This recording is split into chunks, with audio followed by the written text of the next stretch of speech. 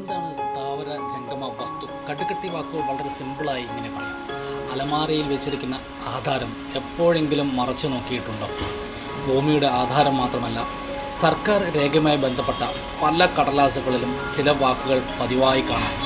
എന്നാൽ എന്താണ് ഈ പറയുന്നത് എന്ന് എളുപ്പമാർക്കും മനസ്സിലാകുകയുമില്ല. സത്യത്തിൽ ഇവയെല്ലാം വളരെ സിമ്പിളായി പറയാവുന്നതാണ്. എളുപ്പത്തിൽ മനസ്സിലാവുന്ന രീതിയിലേക്ക് സർക്കാർ രേഖയിലെ വാക്കുകൾ മാറ്റേണ്ട സമയം അതിക്രമിച്ചിട്ടുണ്ട്. മനസ്സിലാകുന്ന രീതിയിൽ പറയുന്നതല്ലേ നല്ലത് എന്ന് ചോദിച്ചാൽ കൃത്യമായ മറുപടിയില്ല.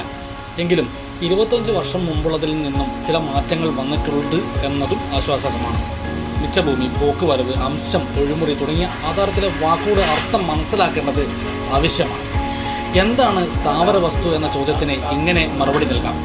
ഭൂമിയുമായി ബന്ധപ്പെട്ട കാര്യങ്ങളാണ് സ്ഥാവര ജംഗമ വസ്തുക്കളിൽ വരിക.